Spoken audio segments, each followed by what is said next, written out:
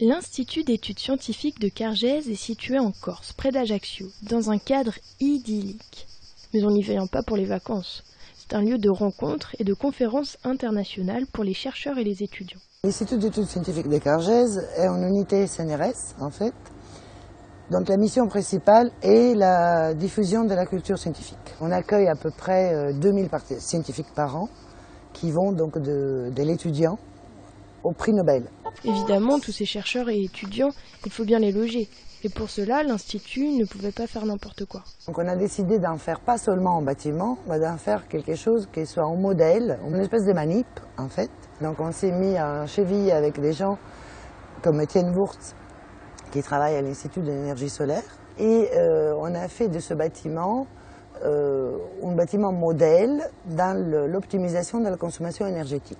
Le projet de bâtiment, c'est de faire un bâtiment qui soit zéro énergie, donc qui puisse être à peu près entièrement autonome en chauffage et en eau chaude sanitaire pendant tout l'hiver, et qui puisse fonctionner sans climatisation pendant l'été. On a une problématique qui est plutôt une problématique d'été qu'une problématique d'hiver, puisqu'on a un bâtiment qui va vite passer en surchauffe.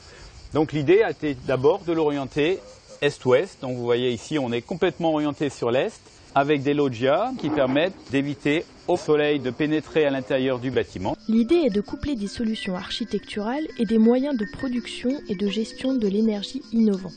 Sur le plan architectural, c'est simple. La structure est faite de béton et de bois, ce qui permet de jouer entre l'inertie thermique et l'isolation pour rafraîchir les pièces ou conserver leur température.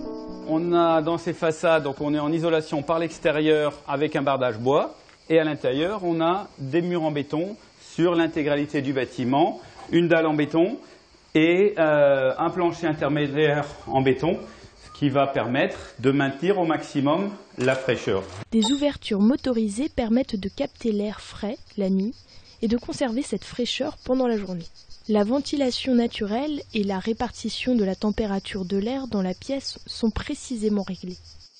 En complément, un ventilateur à vitesse variable peut être utilisé. Tous les paramètres peuvent être réglés automatiquement ou manuellement par l'usager. Les logements sont aussi des laboratoires. Certaines pièces sont truffées de capteurs qui mesurent la température des murs, de l'air, l'humidité, le déplacement de l'air ou pilotent les ouvertures. Pour l'hiver, le fonctionnement de ces bâtiments, il est par plancher chauffant. Donc on a un réseau hydraulique à l'intérieur du plancher. Donc on a deux types de capteurs solaires. Aux deux extrémités du bâtiment, ce sont des capteurs solaires thermiques sous vide qui vont transformer cette chaleur en eau chaude. On va d'abord l'utiliser en hiver pour les planchers chauffants. On va l'utiliser pour le bouclage d'eau sanitaire pour que lorsque vous prenez une douche, vous ayez toujours de l'eau chaude à disposition rapidement. Et enfin, pour l'eau chaude sanitaire. On a minimisé les consommations électriques et donc on s'est contenté de quelques dizaines de mètres carrés de panneaux photovoltaïques souples qu'on appelle la moquette sur le bâtiment et qui suffisent à compenser les consommations électriques de l'ensemble du bâtiment. L'architecte a voulu une totale intégration de ces bâtiments à l'intérieur du parc. Et on voit d'ici aussi que l'intégration du solaire est particulièrement bien réussie puisque les capteurs apparaissent tout juste sur le toit. Ce qu'il faut rajouter aussi, c'est qu'on a un système d'acquisition branché sur Internet qui permet, depuis les laboratoires de l'INES à Chambéry, de contrôler tout ce qui se passe.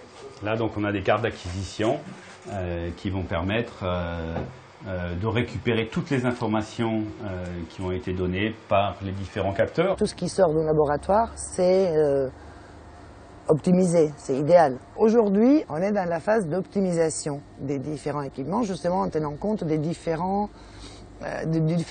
dernier niveau de compromis qui est l'utilisateur. Donc on a voulu prouver que dans ce contexte corse qui est quand même très particulier, avec un projet, avec un coût qui est très limité, on arrivait à la fois à vivre dans des bonnes conditions avec des consommations énergétiques qui sont compensées par les productions qu'on a au sein même du bâtiment. Les résultats sont prometteurs et même inattendus.